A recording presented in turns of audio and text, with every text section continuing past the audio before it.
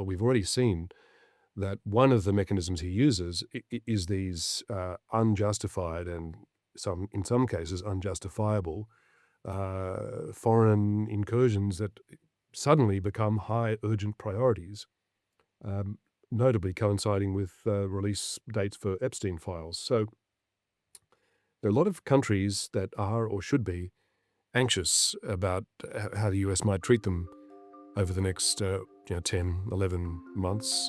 The more problems Trump has, the more he might decide to take them out on foreign countries. Another tranche, more than 3 million pages worth, of the Epstein files has been published. The U.S. Department of Justice says this is the last and final drop, but there are reportedly millions more being kept from view. So, is there anything in them that actually hurts President Donald Trump? Today, international and political editor Peter Hartcher on how the Epstein files are driving Trump's war pageant.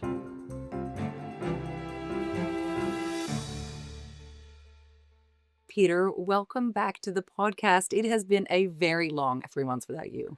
It was a long lunch break, but I'm glad to be back at work. Okay, and no better time in terms of helping us sort of work out what is happening. First off, can you just tell us how damaging is the latest tranche of the Epstein files? We know they amount to more than 3 million pages. So, how damaging are they to Donald Trump?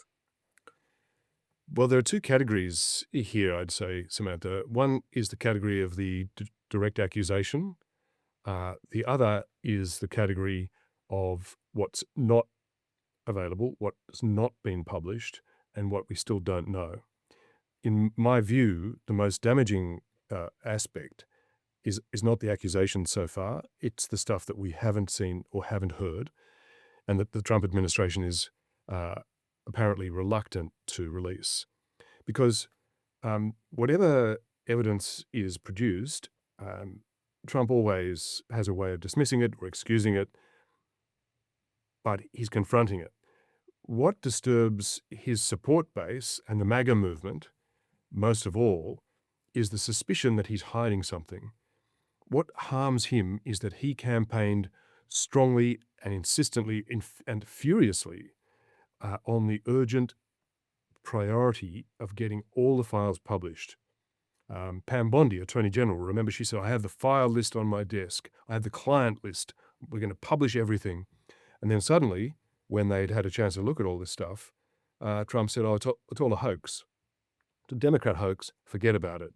And from that moment, that really tested the faith of a lot of his more ardent followers. They thought he was there to uproot this massive pedophile scandal that was shielding the political and business elites of the country. And all of a sudden, they're confronted with the prospect that maybe Trump is part of that plot and is now protecting himself. Now, if all the files were out, Trump could confront that and deal with it. And I should add that of what is directly accused so far, there is no confirmed, actual hard evidence against him. There's a lot of suggestive stuff. The committee, the oversight committee that's been looking at all this material, says there are something like 38,000 references to Trump altogether in all the material, including the stuff we haven't seen. But none of that has a hard, confirmed accusation of wrongdoing by Trump or criminal conduct by Trump. I mean, there's definitely no smoking gun, but should we perhaps walk through a few of the, I guess, more explosive suggestions? Because there are some explosive suggestions. I mean, there's been a lot of media coverage, I think, on this list. It was a list of tips to the FBI. It's got to be mentioned, absolutely unsubstantiated. They're just Yes. allegations, but among them were allegations that Trump sexually assaulted young girls. Again, unsubstantiated, completely denied strenuously by the White House. That's just one of the sort of bombshells, I guess, suggestions that's come out of it. So, and in addition, I think, is that Vladimir Putin is mentioned no less than 1,000 times. And again, not in association with Trump. He's just been mentioned, but, various analysts are saying, well, this might be a suggestion that Epstein might have even been working for the Russians. Maybe that there's some sort of security breach or risk there given his association with Trump. So do you think any of this stuff, though it is absolutely unsubstantiated, could hurt Trump? Well, it operates not I don't think it operates through direct claim against him for which he could be stood up in a court of law or impeached. I think it's this swirling cloud of suspicion and mystery. Because when you have suspicion and unanswered fears and doubts, your imagination does the work. So it doesn't matter that there are no actual accusations. And as long as he is seen to be covering something up, uh, having something to hide, this is a problem for him. So there are still 3 million more. They've released 3 million pages. There are 3 million more that they have yet to release, and so they won't release. That is the damaging part, I think, because it means that not only is this an uncomfortable and inconvenient subject for Donald Trump, but that it guarantees it will continue. He has not been able to cauterize this wound and say, there, nothing to worry about, let's get on with making America great again. And it's, half the country has already written Trump off. They already think he's contemptible. But it's his support base where this harms him, and that's why it's so potent. It's the MAGA people, it's his most fanatical supporters. They're the ones who are now full of doubt and concerned about this.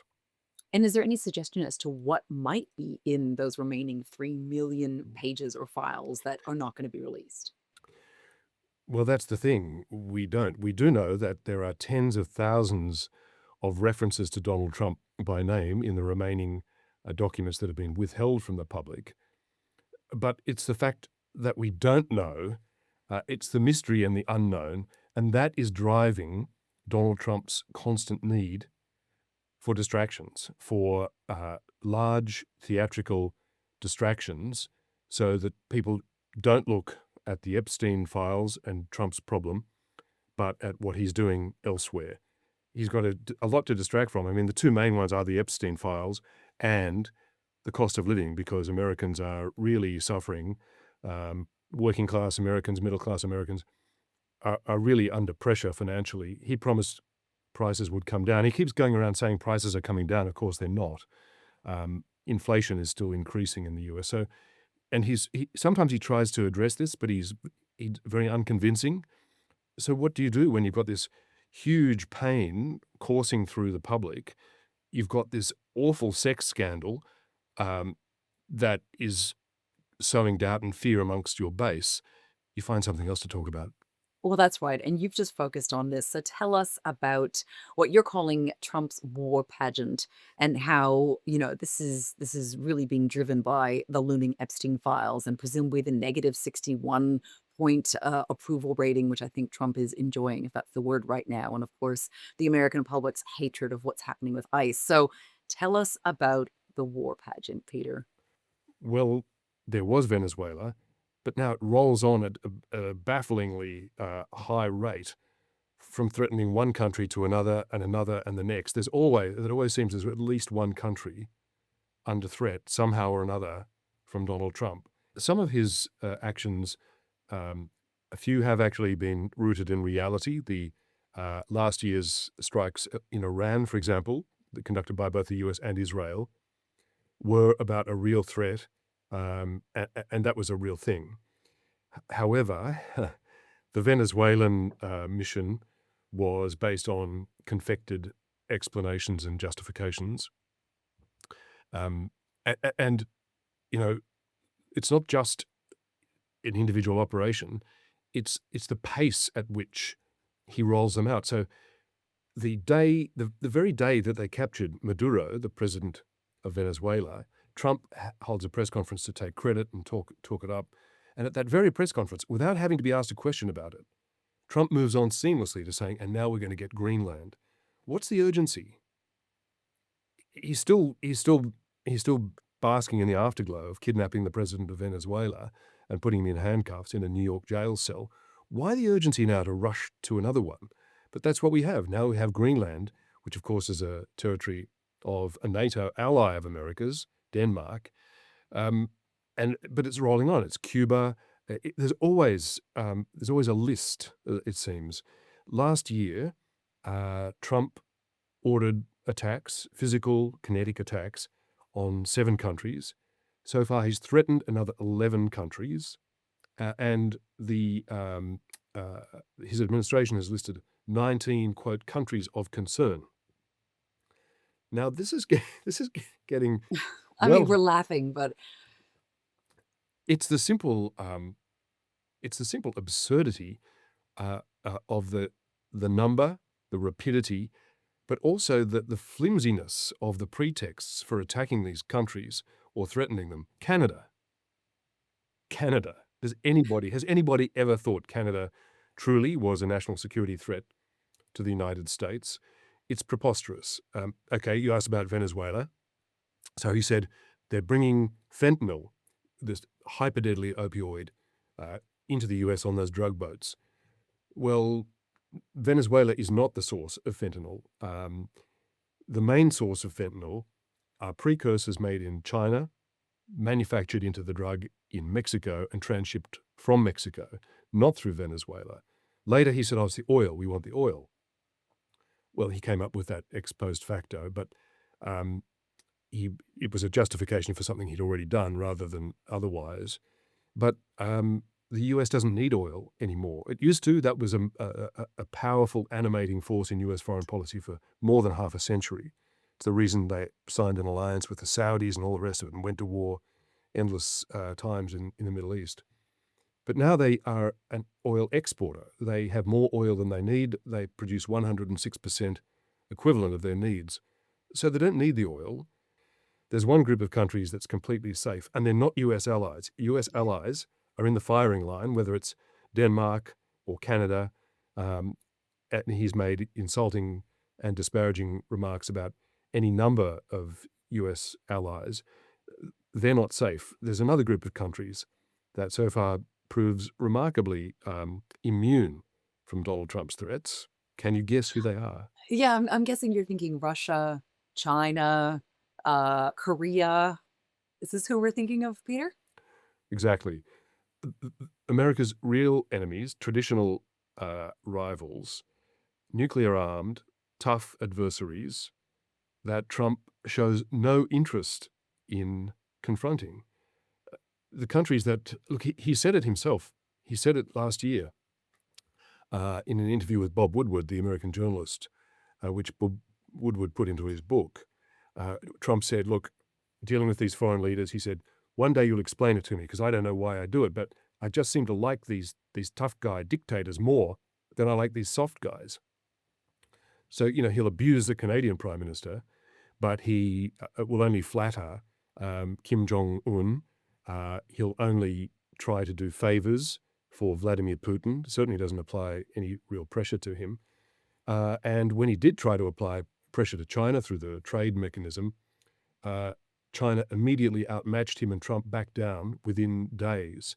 And since then has been nothing but polite and deferential to China. So the powerful countries, America's actual allies, actual enemies, I should say, and the enemies that if they could get away with it, would gladly cripple the US or wipe it out altogether, are the only ones that seem completely immune to Trump's threats. This is true. This is, of course, what makes Donald Trump, I guess. But there's another country, of course, we need to speak about that Donald Trump, of course, has threatened. And in this case, it's definitely one where it isn't without reason, perhaps. And of course, I'm talking about Iran here. I mean, that's a more credible threat, right? Mm. He's been making all kinds of threats against Iran.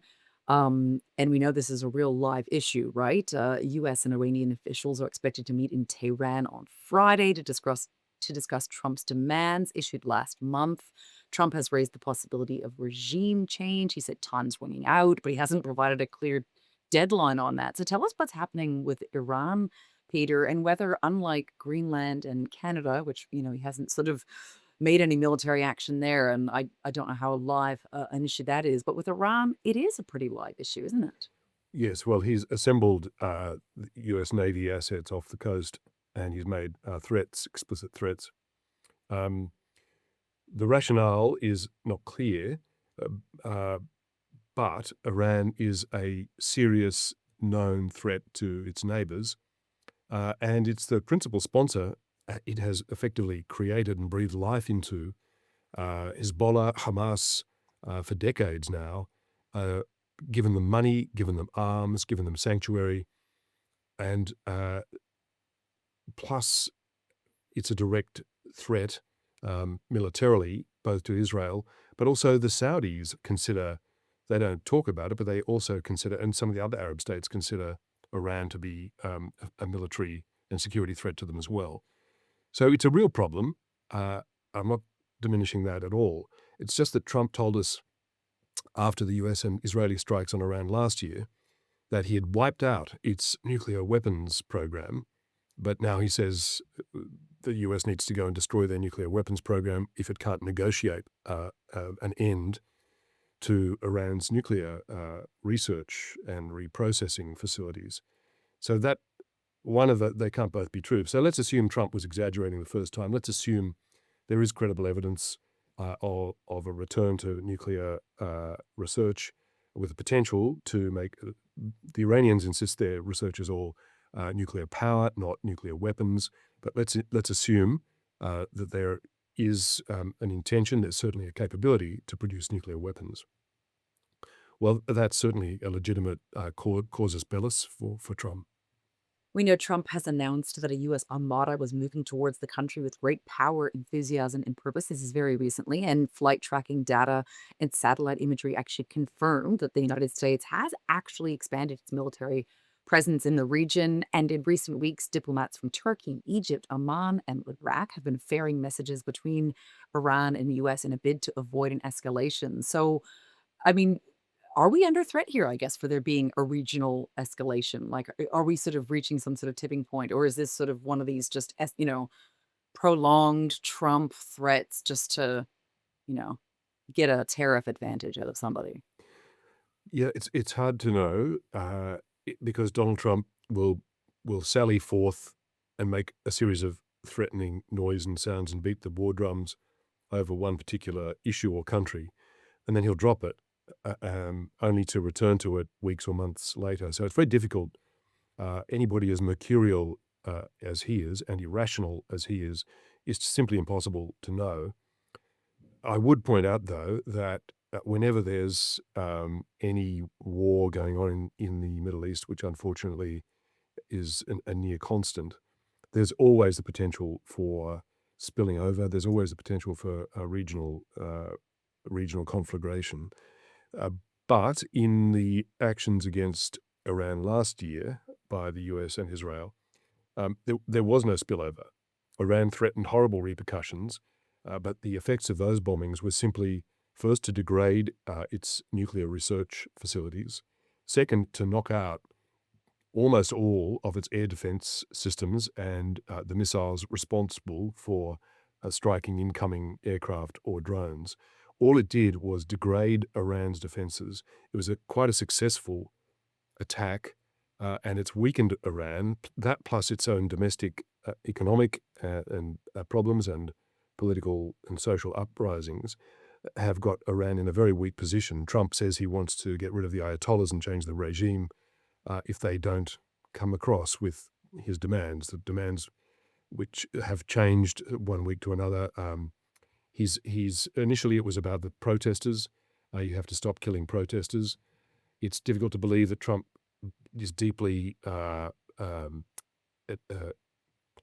wedded to this high principle, because when 2 US citizens were murdered by his agents in Minnesota, his initial reaction was to demonize the American citizen protester who was killed and to justify the ICE agents. So is this a heartfelt cause for Trump to make war on Iran?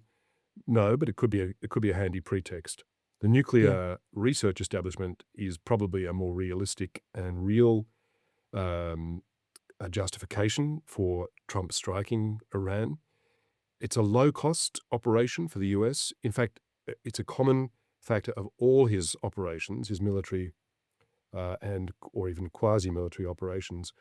There are only countries that don't have the power to hit back physically at the US. He doesn't hit countries that can actually harm the US in return. Okay, well, speaking about countries that do not have the power to hit the US, I've got a bit of a far-fetched scenario to put to you, Peter, because I'm just wondering whether Trump might turn his sights to us. I mean, you're right that Trump has no real need to take over Greenland, right? It's one of those threats, doesn't make any sense. The Danish Prime Minister, of course, has been long saying he can expand his US bases. He's got access to our critical minerals. He doesn't need to take us. And really, that the US Arctic security priority is Alaska, which is vulnerable to Russian encroachment and, as you've just written, practically undefended. So, on that point, is our government, I mean, you're back in the halls of parliament this week, Peter, is our government secretly bracing for Trump to very possibly turn on us? I mean, Tasmania is only about 2,500 kilometers from the Antarctic mainland, right? So, presumably, it too could be helpful for Trump to shore up American security. Peter? Well, the thing is, Samantha, it sounds outlandish, but so are half the other things that he says and does. Canada a threat? The need to seize Greenland?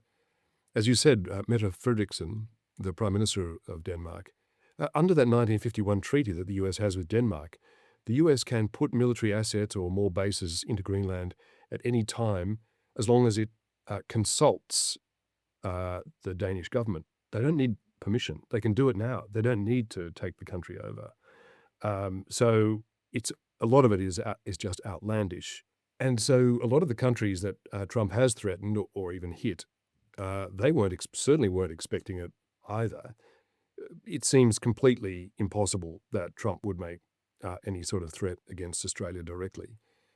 And yet, what if somebody gets in Trump's ear and points out to him that the Chinese government has been busy building bases, research bases, but all dual use research bases. So they're scientific bases, but they have potential for military use as well. So far, the Chinese have built 3 permanent bases in Antarctica and 5, altogether 2 temporary bases. They're laying concrete landing strips. They're enlarging the research bases well beyond any other country's bases. Without the Antarctic is subject to governance under something called the Antarctic Treaty, and that treaty, to which China is a signatory and Australia is a signatory, bans countries from sending military personnel without explaining, justifying, notifying the other signatories. Well, the Chinese have had military groups in Antarctica installing their Baidu GPS systems to help guide their satellites, communications, and all the rest of it without consulting the other signatories. 42%, that's the percentage area of Antarctica which is claimed by Australia, by far the biggest claimant with the biggest footprint. Some of the Chinese activity is occurring on Australian territory. Now, what if somebody gets into Trump's ear? There's a number of academics, Elizabeth Buchanan at the ANU, Anne-Marie Brady from New Zealand, done a lot of research and illuminated all of these issues and the fact that Australia has not responded in any way to any of these offences against the treaty. What if somebody points this out to Trump and he decides it'll be fun to have, give the Australians a little poke? You're not defending Antarctica. You've got the best access to Antarctica. You've got a major jumping off point in Hobart. You talked about Tasmania. Maybe America suddenly feels the need to seize Tasmania as well as Greenland. I mean, this is far-fetched. Of course, it's entirely speculative, but it just opens up everything Trump has done, opens up a whole new, if you like, Overton window or a whole new landscape of outlandish and unpredictable possibilities. Who knows? And I guess, we're talking about a time when it seems like almost every day there's a new bombshell article with allegations against Trump that might put him under increasing pressure. We spoke before about how his approval rating has absolutely plummeted, and the cost of living, of course, is absolutely hammering American voters. But, just 3 or 4 days ago, there was a bombshell in the Wall Street Journal, which revealed that a sheikh in the UAE bought a secret stake in Trump's cryptocurrency venture, totaling a whopping $500 million. This was on the eve of Trump's inauguration. And this was only, I think, months before Trump gave the okay to the UAE to access 500,000 of America's most advanced AI chips per year, which the Biden administration had previously blocked over concerns that this might pose some security risk. These chips could end up in China. So I guess that also perhaps is applying some more heat to Trump that he may want to deflect from. Well, yes, he'll have no end of problems. It's in the nature of government. And I should add, he's not the first or last president or leader anywhere in the world to try to deflect attention from a problem by talking about some other issue, real or confected. But yes, he has a lot to try to run away from, hide from, distract from.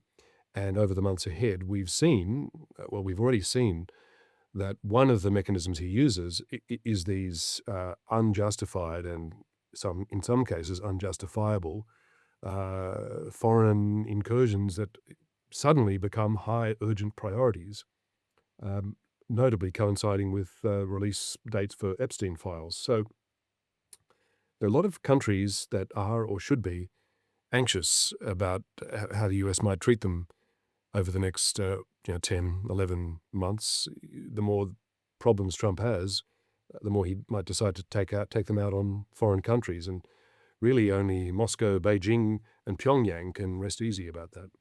Well, okay, Peter. Well, it's great to have you back. So, as always, thank you so much for your time. Always a pleasure, Samantha.